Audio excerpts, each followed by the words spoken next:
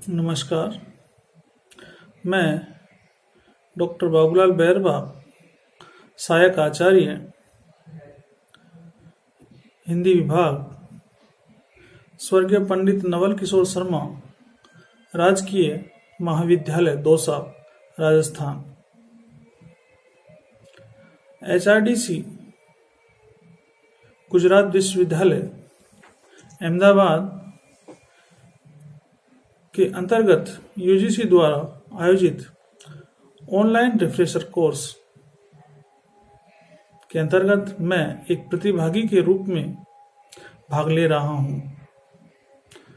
प्रतिभागी के बतौर ऑनलाइन रिफ्रेशर कोर्स के अंतर्गत प्रेजेंटेशन के लिए मुझे जो टॉपिक दिया गया है, उस टॉपिक के अंतर्गत मेरा व्याख्यान का जो विषय है वो है राजस्थानी भाषा का स्वरूप।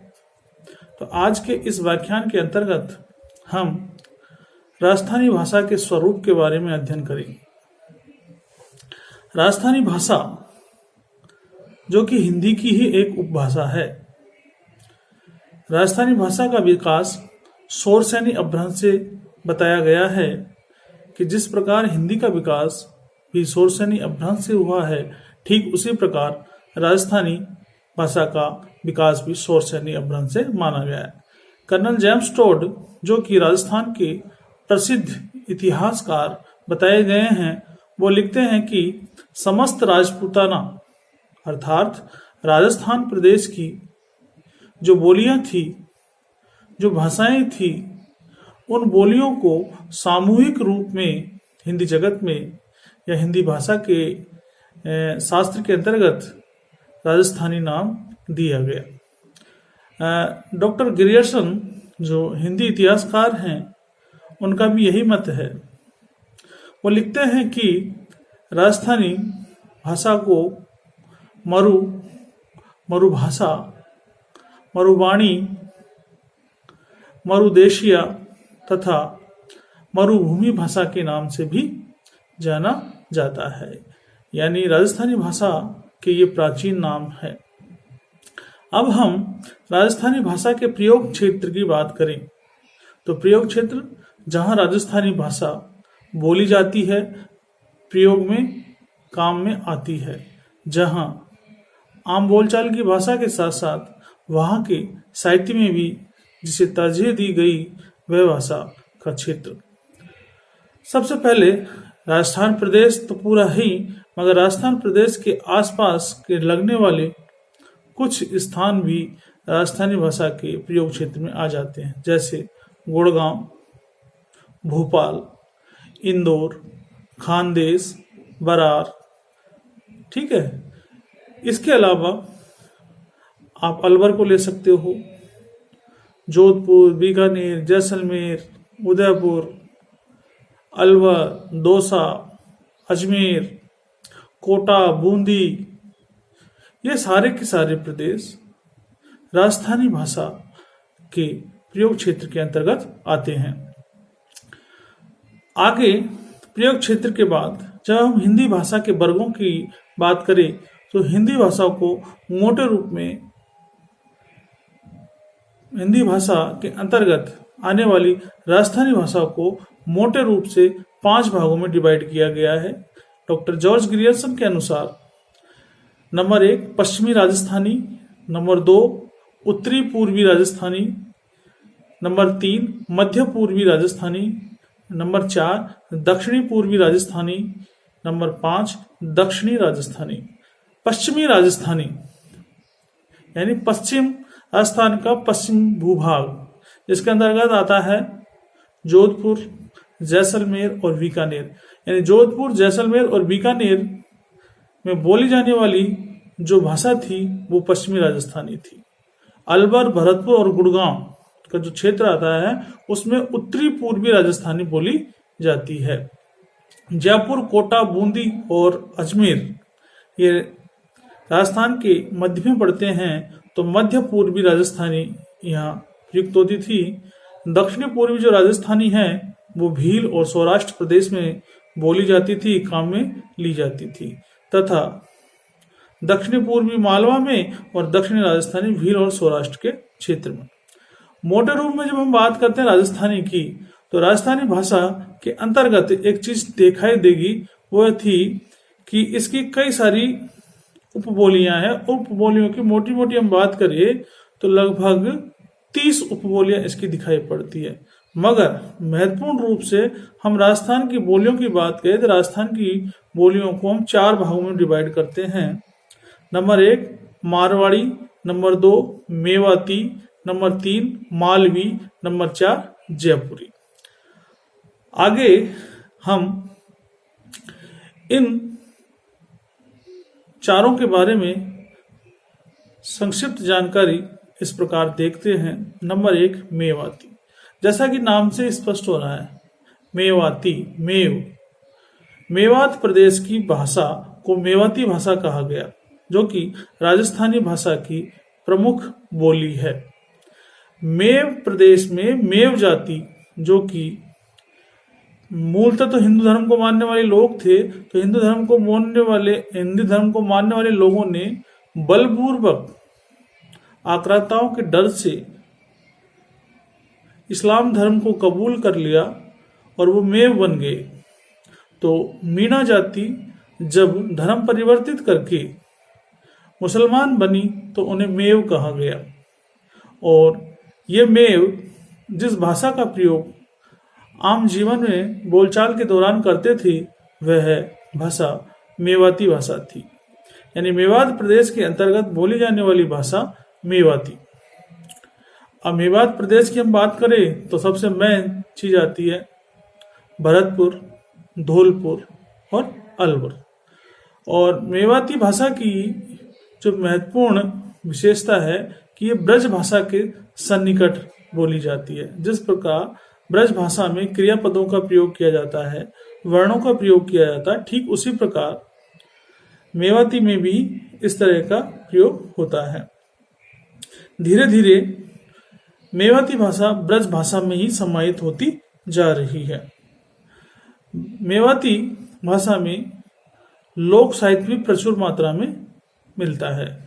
जो लोक लेखक हैं, वो लोक लेखक अपने पदों के द्वारा, अपने दोहों के द्वारा मेवाती का प्रचार प्रसार करते हैं, उसको साहित्य में यथोचित स्थान देने का काम कर रहे हैं। मेवाती भाषा की 4 प्रमुख उपबोलियां दिखाई देती हैं। नंबर 1 शुद्ध मेवाती, राठी, नहेड़ा और कठेर। इसके बाद नंबर 2 मालवी की बात करें। राजस्थानी भाषा की दूसरी उपबोली का नाम है मालवी। राजस्थान के दक्षिणी पूर्वी भाग में यह भाषा बोली जाती है। यानी इसको हम कह सकते हैं मालव प्रदेश की भाषा। वे मालव प्रदेश कौन कौन सा? इंदौर, उज्जैन, देवास, रतलाम, भोपाल। मुख्य रूप से इंदौर, मोटे रूप में जब हम बात करें तो इंदौर के आसपास का क्षेत्र, ये राजस्थान का दक्षिणी पूर्वी भाग है, जहां मालवी भाषा बोली जाती है।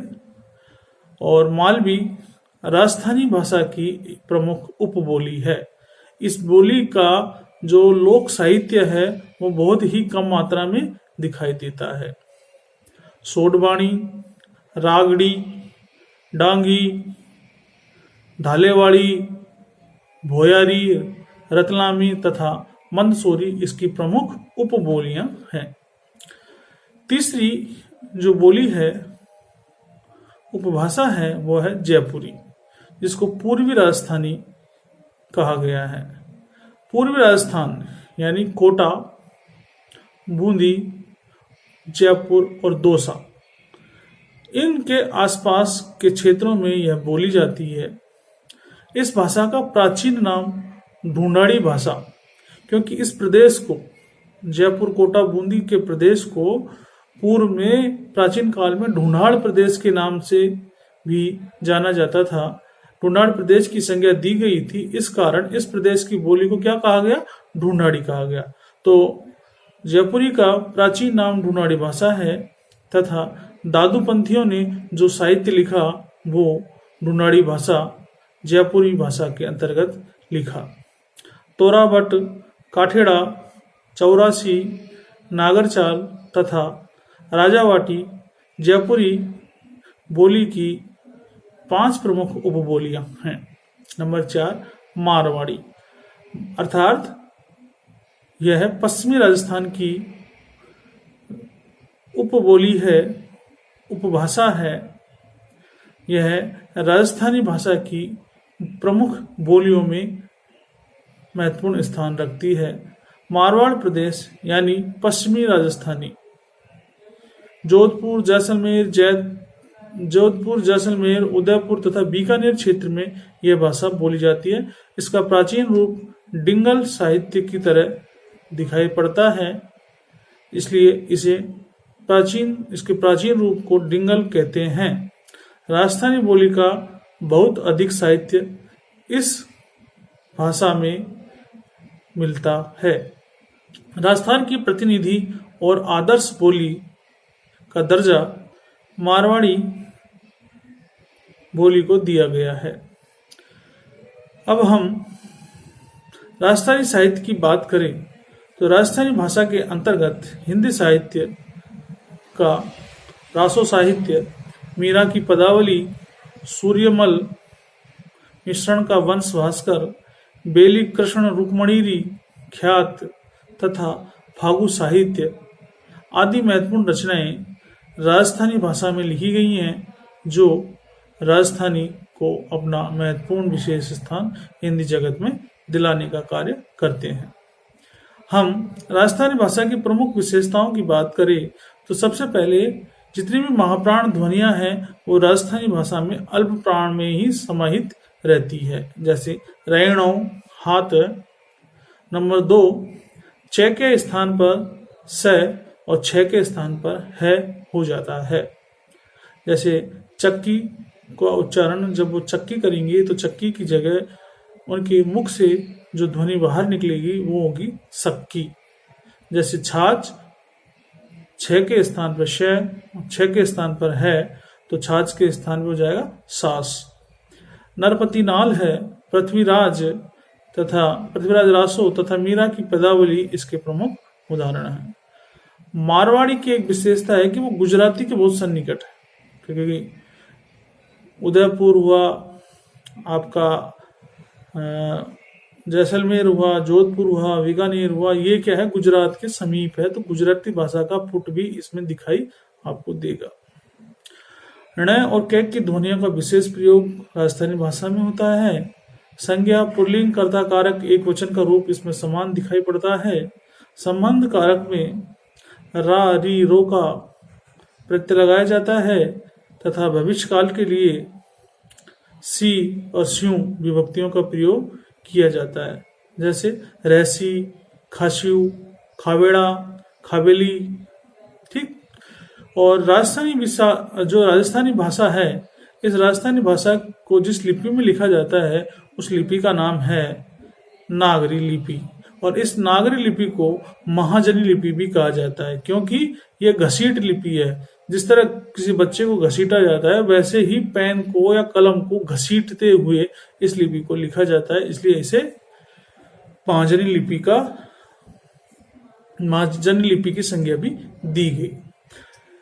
राजस्थानी साहित्य वीर रसात्मक साहित्य है। राजस्थानी भाषा में जो साहित्य लिखा गया उसकी सबसे बड़ी विशेषता क्या थी? उसकी सबसे बड़ी विशेषता थी वीर रसात्मकता। तो वीर रसात्मकता के द्वारा उन्होंने अपने मनोभावों को काव्य में स्थान देने का सार्थक प्रयास किया। अंत में मैं डॉक्टर बाबूलाल बैरवा, सहायक आचार्य SPNKS, government PG college Dausa, department of Hindi, UGC HRDC, Gujarat विश्वविद्यालय अहमदाबाद का तहे दिल से हार्दिक अभिनंदन करता हूँ, शुक्रिया अदा करता हूँ, आभार व्यक्त करता हूँ कि जिन्होंने इस कोरोना काल की विषम परिस्थितियों के बावजूद ऑनलाइन प्लेटफॉर्म के अंतर्गत हमें रिफ्रेशर जैसे कोर्स में भाग लेने का सुनहरा अवसर प्रदान किया। मैं अपनी ओर से HRDC तथा HRDC की संपूर्ण टीम का शुक्रिया अदा करता हूं कि उनके द्वारा प्रतिदिन ऑनलाइन ई कक्षाओं के द्वारा जो व्याख्यान हमें प्रेषित करवाए जा रहे हैं, दिए जा रहे हैं, वास्तव में काबिल तारीफ है, ज्ञानवर्धक है, प्रेरणादायक है। धन्यवाद। Thank you.